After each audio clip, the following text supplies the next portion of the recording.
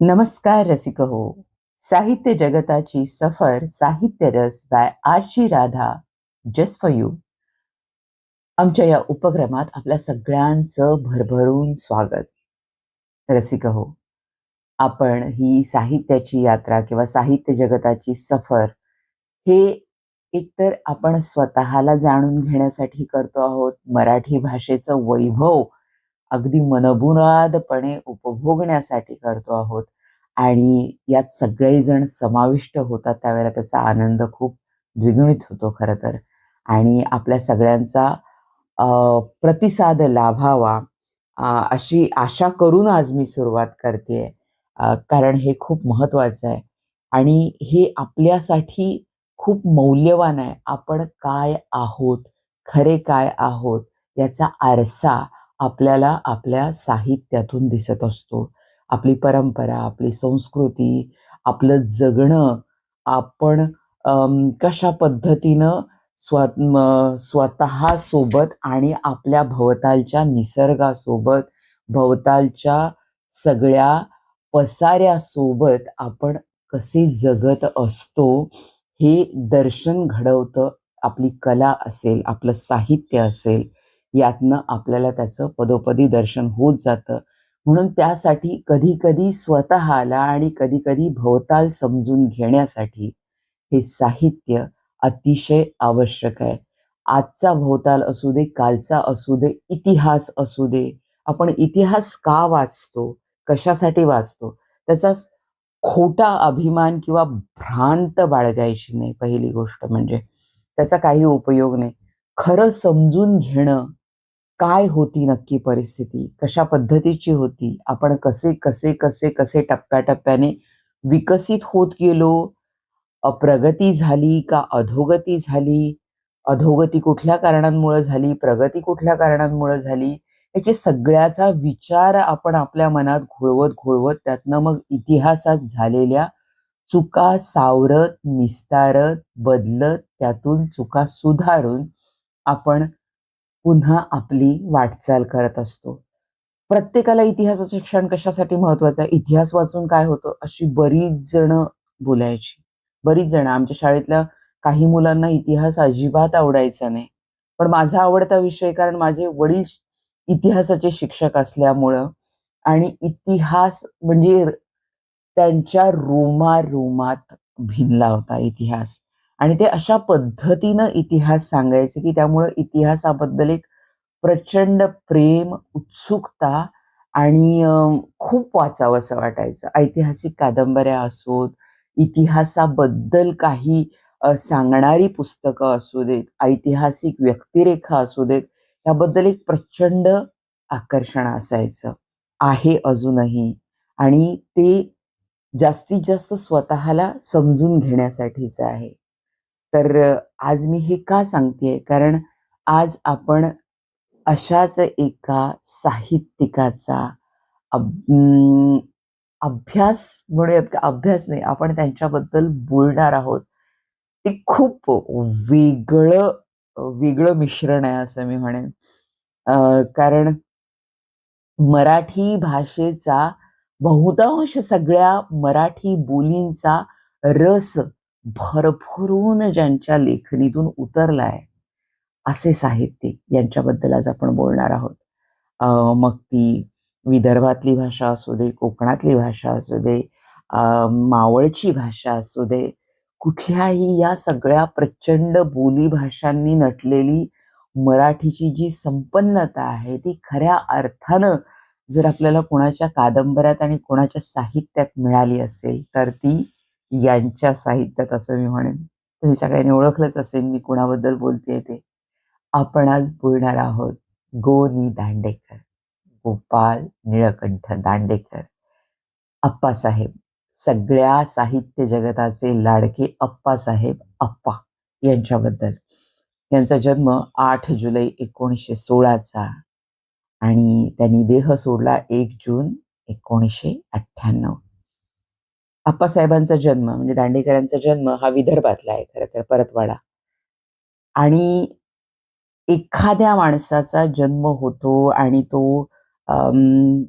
प्राथमिक शालेय शिक्षण वगैरे झाल्यानंतर होत असताना त्याच्यावर प्रचंड प्रभाव कुणाच्या तरी विचारांचा असतो. मूळ प्रकृती एक खूप उत्सुकतेची, सगळं जाणून घेण्याची तल्लख अशी बुद्धिमत्ता आणि अ, बालपणापासून भटकंतीची प्रचंड आवड असणारं हे व्यक्तिमत्व आहे.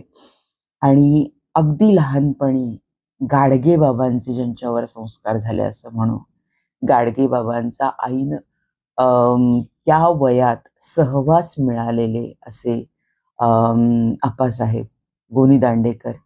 आणि इतकं वैविध्य आणि इतकं रसरशीतपणाने जगणं, इतकी भ्रमंती, इतकी भटकंती आणि त्या सगळ्या भ्रमंतीतून, भटकंतीतून प्रत्येक लोकात मिसळून, त्यांची बोली अवगत करून, त्यांचं निरीक्षण करून, त्यांच्या सोबत जगून आलेलं जे शहाणपण असतं ना, त्याला इट इज खूप इन डेप्थ असं आपण म्हणू. त्याला आपण विजडम असं म्हणू. आपल्याला मिळते ती माहिती, खूप माहिती मिळत असते. मला हे माहिती आहे, मला ते माहिती आहे, मला ते माहिती आहे, मी हे वाचले, मी ते वाचले. हो, ते सगळं विसरलेलं असतं, ते कधीतरी आठवतं वगैरे. पण जे जगणं आपण जगत असतो, ते अनुभवाअंती आपलं ज्ञान, विजडम म्हणून जे येतं आपल्यात आणि त्या विजडममुळं येणारं जे आपल्या अनुभवाअंती जे साहित्य आपल्याकडून प्रकट होतं, त्याला तोड नसते. त्याला तुलना करता येत नाही. म्हणजे इंग्रजी कादंबऱ्यांच्या प्रभावाने भले मोठे लिखापडी झालेली साहित्य लिहितात त्यावेळेला म्हणजे आपल्याला लिटरली असं वाटतं की या माणसाचा बाज प्रचंड इंग्रजी लिहिणाऱ्या माणसाचा बाज आहे. म्हणजे इंग्रजी पद्धतीनं लिहिलेली कादंबरी आहे किंवा काय. कारण तो काळ तसा होता, प्रभाव तसा होता, साहित्य लेखनाची पद्धत तिकडून आली होती कादंबऱ्यांची. हा सगळा भाग असला तरी आपल्याला ज्यावेळेला एक वेगळेपण किंवा एक कसदारपणा पाहिजे असतो किंवा आपल्या मातीतलं काहीतरी पाहिजे असतं, जे रसरसून वर आलेलं आहे, जे आपल्या मातीत बहरलेलं असं आहे साहित्य, तर ते साहित्य म्हणजे गोनी दांडेकरांचं साहित्य. संस्कार आहेत, राष्ट्रीय स्वयंसेवक संघाचे संस्कार आहेत त्यांच्यावर. आणि मुख्य म्हणजे संत साहित्याबद्दल प्रचंड आदर असणारे आणि प्रचंड व्यासंग असणारे. त्यांनी संत साहित्याचा अभ्यास प्रचंड केलेला आहे. डिग्री हा भाग महत्वाचा नसतो. पहिली गोष्ट मी जे म्हटलं की विजडम जे अनुभवातनं आलेलं आहे, जे प्रचंड अशा व्यासंगातनं, वाचनातनं आलेलं आहे, अभ्यासातनं आलेलं आहे, जगण्यातनं आलेलं आहे.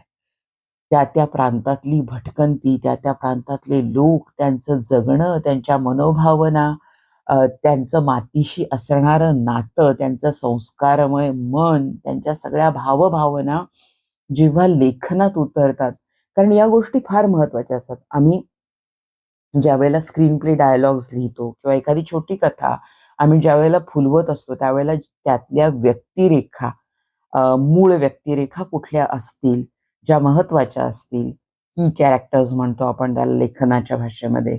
तर की कॅरेक्टर्स काय असतील, इम्पॉर्टंट कॅरेक्टर्स काय असतील, त्यांची ग्रोथ कशी असेल, या सगळा कल्पनेचा भाग असतो. पण त्या कल्पनेला एक वास्तवाचं असं मूळ असतं कुठंतरी. मग ती कल्पना बहरत जात असते. स्वतः लिखाण करत असताना या गोष्टी अनुभवाला आलेल्या आहेत म्हणून मी सांगते. आणि माझं बालपण सुद्धा वडील शैक्षणिक क्षेत्रात असल्यामुळं आमच्या बदल्या व्हायच्या वडिलांच्या. त्या त्या ठिकाणी आम्हाला जाऊन आमची शिक्षणं झालेली आहेत. पण कोकणात मला 8-9 वर्ष आम्ही कोकणात होतो आणि माझं सगळं बालपण कोकणात गेलेलं आहे. त्यामुळं कोकणाबद्दल एक प्रचंड त्या मातीबद्दल आकर्षण आणि आपलेपणा आणि खरोखर त्या मातीतच मी वाढली आहे. त्यामुळं मला त्याच्याबद्दल खूप आपलेपणा आहे.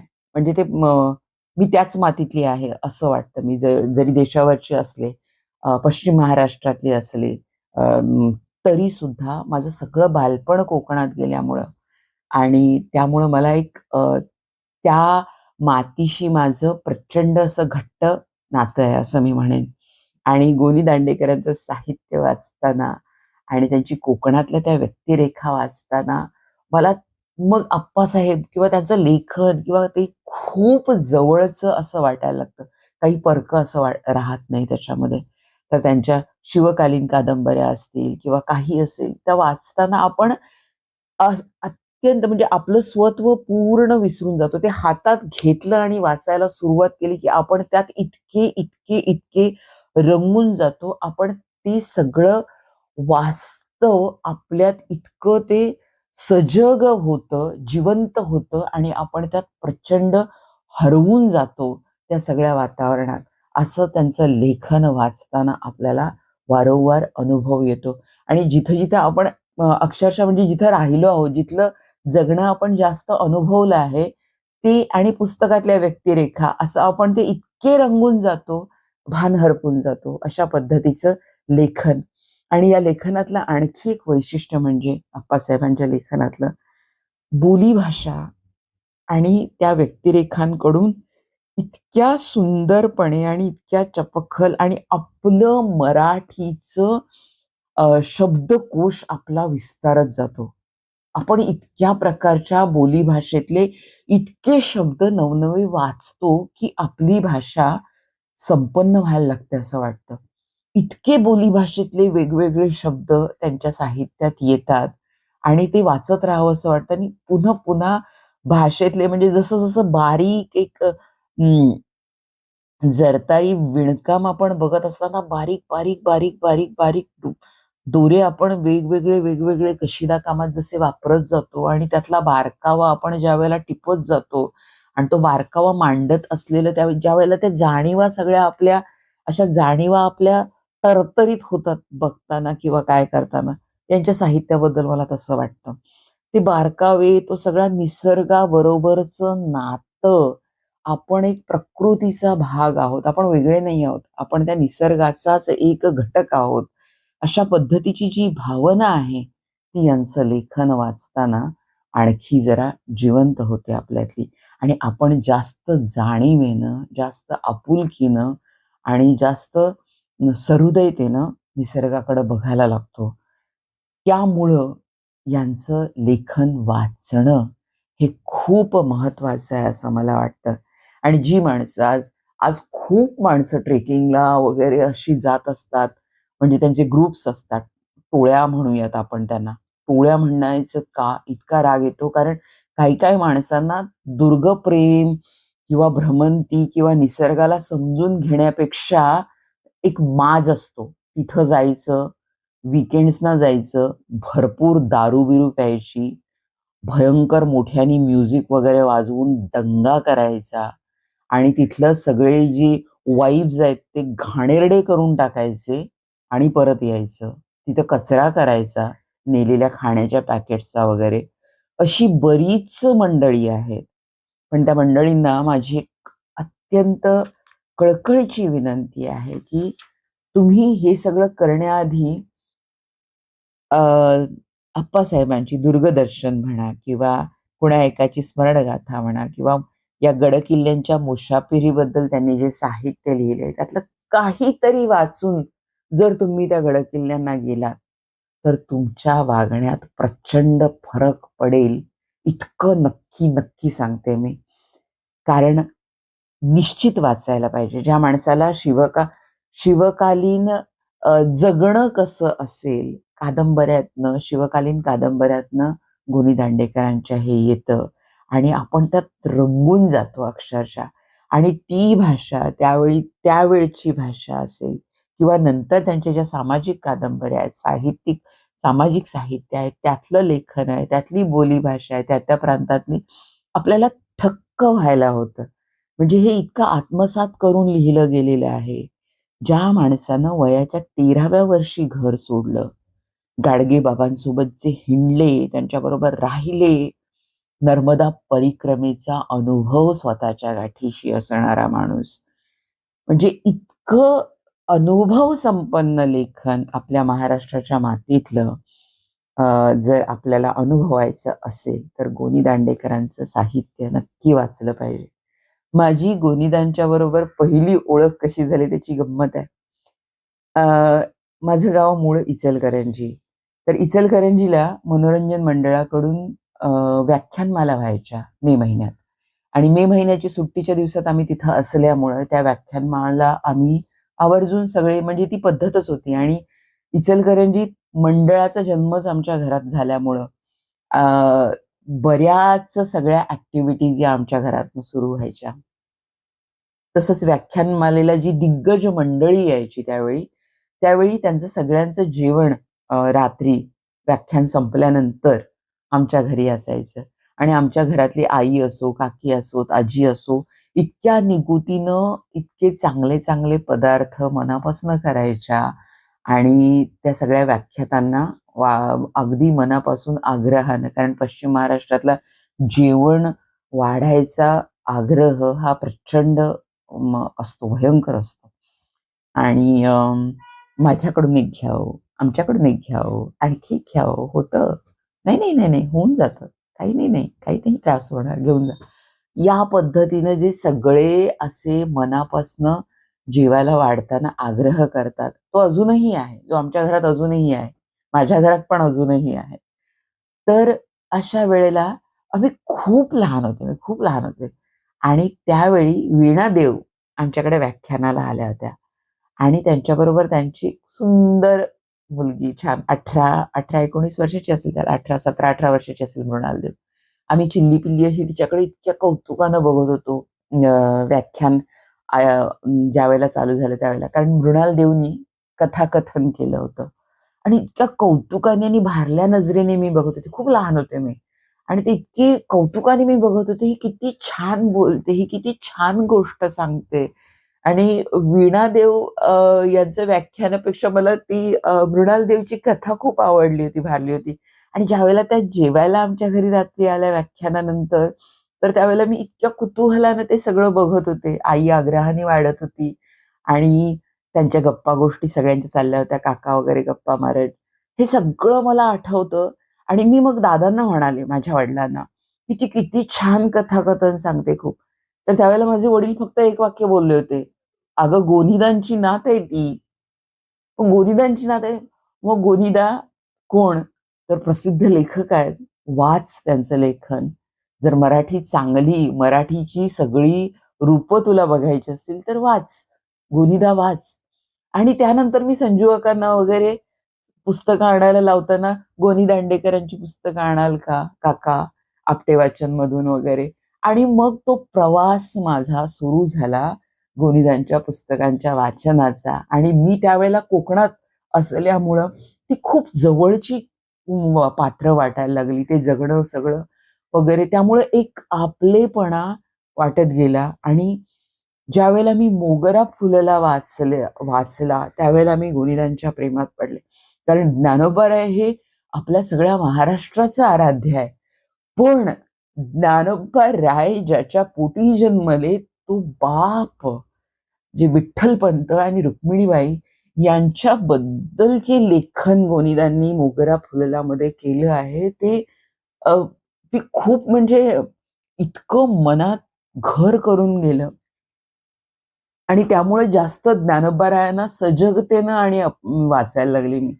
आणि खरं तर खूप लोकं असं म्हणतात, की सार्थ ज्ञानेश्वरी वाचायची असेल, तर ती गोनीदांची ज्ञानेश्वरी सार्थ, ज्यांनी संत साहित्य इतक्या सुंदरपणाने, सहजपणाने आणि जितकं लहानात लहान मुलांना वगैरे कळेल, अशा भाषेत संत साहित्य आणलेलं आहे. सुलभ भावार्थ ज्ञानेश्वरी असेल किंवा श्री रामायण भक्ती मार्गदीप असेल, कर्णायन असेल, कृष्णायन असेल, दास डोंगरी राहतो, तुका आकाशा एवढा ही पुस्तकं लिहिलेली आहेत. आणि हे नक्की तुम्हाला संतांची भाषा, संतांच्या ओव्या वगैरे कळत नसतील, जड जात असेल, कंटाळा येत असेल वाचायचा, संदर्भ लागत नसतील, तर निश्चित पहिल्यांदा गोनी दांडेकरांचं साहित्य वाचावं. त्या त्या वाचनानंतर तुम्ही तिकडं वळा. खूप हे खूप समाधान देऊन जाणार आहे. आता तुम्हाला वाटेल कोणाला वेळ आहे, 2-2 मिनिटाची रील बघताना सुद्धा आपण बोर होत जातो. 10 सेकंदात आपण दुसरीकडे सरकवतो आपण. आपला अंगठा असा काम करत असतो सातत्यानं. डोक्यात काही राहतच नाही. डोक्यात राहतं ते दिवसाअंती नैराश्य, एक फ्रस्ट्रेशन, एक अत्यंत कंटाळलेपण आणि अनिद्रा. आत्ताची सगळी पिढी ही यातनं जात आहे. आपण सगळेजण ते अनुभवतो. हातात आपण मोबाईल घेतो कधी आणि ते बघायला सुरुवात कधी करतो, मग रील बघायला कधी सुरुवात करतो आणि असा पटापटा, पटापटा वेळ निघून जातो आणि डोकं जड, डोक्यात काही राहत नाही आणि त्यानंतर अनिद्रा. प्रत्येक जण मला वाटतं स्मार्टफोन वापरणारा या अनुभवातनं जातोय आता. पण ते सगळं थोडा वेळ बाजूला ठेवून आपण जर ही पुस्तकं थोडी-थोडी वाचली, तर म्हणजे मला ती मात्रा वाटते. ते हे सगळे याचे दुष्परिणाम जर बाजूला करायचे असतील ना, हे वाईट आहे असं मी म्हणत नाही. प्रगतीपथावर आहोत, आपण खूप काही साध्य केलेलं आहे आणि याचमुळं या या सगळ्या शोध कार्यामुळं किंवा या विज्ञानामुळंच मलाही बोलणं इतकं सहज झालेलं आहे आणि ते तुमच्यापर्यंत पोहोचवणं तितकं सहज झालेलं आहे, सोपं झालेलं आहे. पण अतिरेक टाळून आपण नक्की काय आहोत? कशा पद्धतीनं आपण विकसित होत गेलेलो आहोत? आपला इतिहास काय आहे? आपलं वर्तमान काय आहे? माणूस म्हणून आपण काय आहोत? हे सगळं जर समजून घ्यायचं असेल तर साहित्याची, पुस्तकांची कास धरणं, वाचन करणं, समजून घेणं हे अतिशय आवश्यक आहे. आणि संत साहित्याबद्दल तुम्हाला, मूळ साहित्याबद्दल जर अवघड वाटत असेल वगैरे, तर ही पुस्तकं जरूर वाचा तुम्ही, जी मी आता नावं घेतली ती. आणि वैविध्यपूर्ण लेखन आहे गोनीदांचं. त्यांनी काही नाटकं लिहिली, 5 संगीतिका लिहिल्या आहेत त्यांचं. आणि त्यांचं बहुतांश लेखन हे आत्मचरित्रात्मक, म्हणजे स्मरणगाथा असू दे किंवा या स्मरणगाथेला साहित्य अकादमीचा पुरस्कार आहे. आणि 1981 मध्ये अकोला येथे झालेल्या अखिल भारतीय साहित्य संमेलनाचे गोनीदा अध्यक्ष होते. आणि दुर्गप्रेमी, उत्तम फोटोग्राफर म्हणूयात आपण. आणि सातत्यानं भटकंती करणं, त्या गडकिल्ल्यांबद्दल माहिती असणं, सांगणं, ती आपल्या लेखनातून आणणं, या सगळ्या गोष्टी आपण प्रादेशिक कादंबरी जे म्हणतो आपण, बोलीभाषेचा वापर असलेली कादंबरी. मग त्याच्यामध्ये कोकणी, वऱ्हाडी, खानदेशी, मावळ, अहिराणी, ठाकरी या सगळ्या बोलींमधलं, मराठी बोलींमधलं लेखन, आणि ते सुद्धा इतकं अंतःकरणाला भिडणार आहे. ते उसनं आणलेलं उसने शब्द नसतात ते. त्या लोकांबरोबर वावर करून, त्या लोकांबरोबर जगून, त्या लोकांचं जगणं अगदी समजून घेऊन, त्या भाषेवरची, त्या सगळ्या बोलींवरची पकड त्यांची इतकी पक्की आहे. त्यासाठी मराठी भाषेची संपन्नता अनुभवण्यासाठी गोनी वाचले पाहिजेत असं मला वाटतं. आणि हे सगळं त्या वाचनातून आपण आपल्या भाषेला जास्त संपन्न करत असतो. अनुभव संपन्न, सृजनशील आणि रसिक वृत्तीच्या या अम, अम, कलावंताचं लेखन वाचताना आपण जास्तीत जास्त आणखी भारावून जात असतो. त्यांच्या शिवकालीन कादंबऱ्यातला शिवकाल सुद्धा खूप कादंबरीमय शिवकाल या त्यांच्या पुस्तकात छोट्या कादंबऱ्या आहेत. आणि त्या कादंबऱ्यांचा तो संग्रह, आणि इतक्या पद्धतीनं तो शिवकाल आपल्या समोर उभं करणं. आणि तो शिवकाल पण असू दे, त्यानंतर शितू, पडघवली वगैरे वाचताना आपण त्यात इतक्या अशा वेगळ्या लेवलवर असं रंगून जातो. त्यातल्या स्त्री व्यक्तिरेखा असतील, स्त्री व्यक्तिरेखा आपण विसरू शकत नाही. शितू असेल, मृण्मयी असेल, यशोदा असेल त्यांची, तर या व्यक्तिरेखा आपण विसरू शकत नाही. आणि आपण त्यात जास्तीत जास्त वाचणं गरजेचं आहे. यात बंडखोरी वगैरे असं नाही.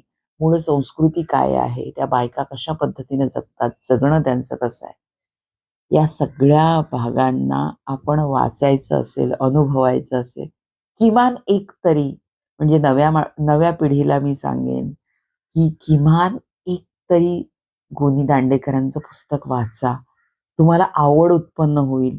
कारण जीवनाबद्दल इतका प्रचंड उत्साह असणारा, सातत्यानं भ्रमंती करणारा माणूस, ज्याच्या पायाला चाकं लागली आहेत असं म्हणू आपण, इतकी भ्रमंती करणारा माणूस आणि सगळ्या गोष्टींबद्दल रस असणं, प्रत्येक कलेबद्दल, साहित्याबद्दल, मुख्यतः निसर्गाबद्दल.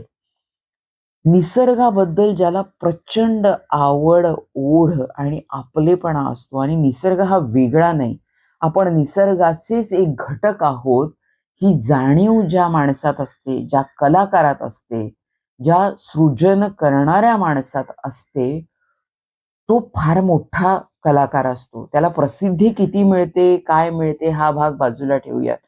पण तो माणूस जो जाणीवेनं जगतो, जो निसर्गातलाच आपण एक घटक आहोत, अशा पद्धतीने जगत असतो, त्याचं साहित्य असेल किंवा त्याची जी कुठलीही कलाकृती असेल किंवा त्याची जी अभिव्यक्ती असेल, ती एका वेगळ्या पातळीवरची असते आणि ती प्रत्येकाच्या मनाला खोल भिडणारी असते, असं मला नक्की वाटतं.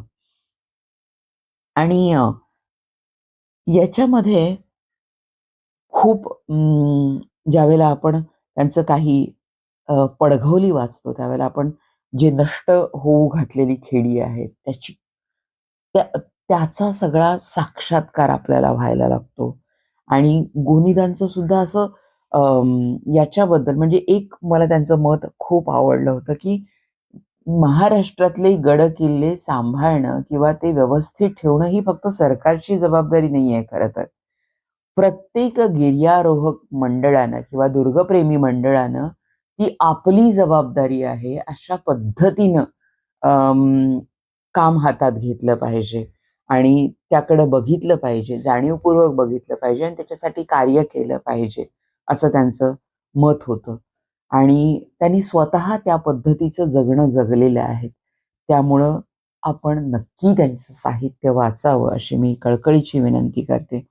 त्यांच्याबद्दल प्रचंड सगळ्या दिग्गज साहित्यिकांनी वेगवेगळ्या पद्धतीने त्यांच्याबद्दल बरंच सांगितलेलं आहे, बोललेलं आहे, लिहिलेलं आहे आणि त्यांच्या निसर्गाबद्दल असणाऱ्या उत्कट ओढीबद्दल जेव्हा त्यांचं म्हणजे सगळ्या नद्या या महाराष्ट्रातल्या म्हणूयात आपण रेवा, कृष्णा, गोदावरी वगैरे या नद्यांचं पाणी त्यांच्या सगळ्या म्हणजे सगळ्या महाराष्ट्रातल्या नद्यांचं पाणी त्यांच्या अंगातून वाहतं रक्त बनून असा साहित्यिक म्हणूयात आपण. आणि खूप ज्यावेळेला खूप काही भलतं सलतं इकडचं तिकडचं उचलेगिरी करून लिहिणारं साहित्य आपण एका बाजूला वाचू आणि ज्यावेळेला आपण गोनीदांचं साहित्य वाचू त्यावेळेला त्यातली अभिजातता आपल्या लक्षात येते. आणि निसर्गाशी रममाण होणारी व्यक्ती, सगळ्या सौंदर्याबद्दल प्रचंड आवड असणारा असा हा कलंदर कलावंत म्हणेन मी. भटकंती करणारा एक जिप्सी, ज्याचं आयुष्य सगळं जिप्सीसारखं आहे, असे महान लेखक अप्पासाहेब. कारण प्रचंड मतमतांतर असणार लेखनाबद्दल. कुणी त्यातल्या काय म्हणतो आपण त्यातल्या एखाद्या चांगल्या गोष्टीतलं सातत्यानं खूप काही चांगलं असलं तरी त्यातलं काहीतरी खुसपट काढायचं आणि हे जरा वेगळं आहे, हे जरा असं नसायला पाहिजे होतं, हे असं असायला पाहिजे होतं, असं सांगणारे. म्हणजे कोचवर बसून क्रिकेट कसं खेळावं, तेंडुलकरनं तो बॉल कसा मारावा, हे सांगणारी बरीच मंडळी आपल्या घरात, घराबाहेर, अवतीभोवती, गल्लोगल्ली आपल्याला दिसतात. तसेच बरेच साहित्यप्रेमी सुद्धा यांच्या साहित्याबद्दल बोललं तर काही आश्चर्य नाहीये. पण ज्यावेळेला प्रत्यक्ष मैदानात, प्रत्यक्ष आपण खेळतो, ते जगतो आणि त्यातनं येणारं जे काही असतं, ते अनुभव आपण ज्यावेळेला शब्दबद्ध करतो, त्यावेळेला त्यातलं जे सारगर्भित म्हणूया किंवा जे लेखन आपल्याला भावतं, त्याची पातळी वेगळी असते. उत्तम क्रिकेट खेळणारा माणूस जसा ज्यावेळेला सचिन तेंडुलकर म्हणूयात किंवा कोहली म्हणूयात किंवा आताची जी मंडळी आहेत त्यांचं खेळ बघतो, त्यावेळेला ज्या पद्धतीनं विचार करतो आणि एक सामान्य माणूस, "अरे उसने ऐसा मारना था, ऐसा मारना था, पता है ऐसा ऐसा." हे जे काही असतं ना कोचवर बसून सॉफ्ट ड्रिंक्स घेत आणि भले मोठे चिप्सची पाकिटं घेऊन ज्यावेळेला कॉमेंट्री बघणारी मंडळी असतात किंवा ती मॅच बघणारी मंडळी असतात. तशा पद्धतीची काही उटपटांग मंडळी साहित्याबद्दल यांच्या बोलणारी आपल्याला आढळूनही येतील. पण तुम्ही स्वतः अनुभवा, वाचा आणि त्या वाचनातनं तुम्हाला कुठला आनंद मिळतो ते बघा. खूप पुस्तकं आहेत त्यांची आणि आयुष्यभर लेखन हा व्यवसाय जपलेला, मनापासून भ्रमंती केलेला, 50 वर्ष दुर्गभ्रमण केलेला हा योगी माणूस आपण म्हणूया, की निसर्गाशी योग साधलेला, शिवकालाशी योग साधलेला, मराठी मातीशी, मराठी अस्मितेशी योग साधलेला असा हा साहित्यिक गो. दांडेकर आणि म्हणजे सगळ्यांचे लाडके अप्पासाहेब यांचं लेखन आपण जरूर वाचावं. कुठलीही कादंबरी मी घ्या, त्यांची बिंदूची कथा ही पहिली कादंबरी आहे त्यांची. त्यानंतर मातीवरचा बुधा असेल, पूर्ण मायेची लेकरं, वऱ्हाडी बोलीतली आहे ही, आम्ही भगीरथाचे पुत्र, मोगरा फुलला, पडघवली, शितू, पवना काठचा धुंडी, जैत रे जैत, कुठले रानभुली, या शिवकालीन कथा, या कादंबऱ्या, कुठली मिळेल ती एखादी कादंबरी वाचून बघा. तुम्हाला या साहित्यिकाचा आत्मा, या साहित्यिकाचा रस त्या कादंबरीमध्ये, त्या लेखनामध्ये मिळेल. तर मंडळी, मी प्रत्येक वेळेला विनंती करत असते, प्रत्येक साहित्यिक घेते, प्रत्येक कादंबरीकार असेल, कवी असेल, कवयित्री असेल, त्यांच्याबद्दल बोलताना मी म्हणते की एकतरी काहीतरी वाचा. कारण आपण आपल्या अनुभव विश्वाला त्यांच्या अनुभव विश्वाने आपण आपल्याला संपन्न करत असतो. आपण काही सगळं अनुभवू शकत नाही. आपण अशा पद्धतीचं जगणं नाही जगू शकत. खूप दुर्दम्य इच्छाशक्ती, खूप पर्सिस्टन्स पाहिजे त्याला, खूप साधना पाहिजे त्याला. आपल्याला ते शक्य नाही आहे. पण त्यांचं अनुभव विश्व आणि त्यांनी जे काही अनुभवलेलं आहे ते त्यांच्या लेखनातून जे आलेले आहे ते आपण जर वाचलं तर आपण आपल्याला नकळत अनुभव संपन्न बनवत असतो. म्हणून मंडळी, मी विनंती करते की काहीतरी थोडं दिवसाला काही वेळ तुम्ही, आपण योग साधनेत म्हणतो किंवा प्राणायाम करताना म्हणतो किंवा कुठलीही साधना करताना म्हणतो की आपण थोडी करा, थोडा वेळ द्या. 2 मिनिटापासून सुरू करा, 4 मिनिटापासून सुरू करा, 5 मिनिटं वाचा, 10 मिनिटं वाचा. काहीतरी चांगलं वाचा. ही वाचन संस्कृती आपल्याला अधिकाधिक जास्त माणूस पण देणारी असते. अर्थात आपण काय वाचावं हे पण महत्वाचं असतं. प्रत्येकजण आपापल्या वृत्तीनुसार वाचत असतो. पण चांगलं साहित्य उदंड आहे मराठीमध्ये आणि ते वाचा. इतर भाषांमधलं साहित्य सुद्धा वाचा. तुम्हाला जी भाषा छान वाटते, आवडते, ज्या भाषेबद्दल आकर्षण आहे, जी भाषा शिकण्याची इच्छा आहे, जी माणसं अनुभवण्याची इच्छा आहे, ती नवी भाषा, परकीय भाषा सुद्धा शिका, परकीय भाषेतलं सुद्धा वाचा. पण वाचन महत्वाचं आहे असं मी शेवटी सांगते. आणि मंडळी, हा एपिसोड तुम्हाला कसा वाटला ते आम्हाला नक्की नक्की सांगा. आम्ही आमच्या खूप प्रयत्नांनी आणि खूप मेहनत घेतोय आम्ही या सगळ्यावर आणि त्या मेहनतीतनं आम्हाला अपार आनंदही मिळतोय. आमचं अनुभव विश्व अधिकाधिक संपन्न होत चाललंय त्यामुळं.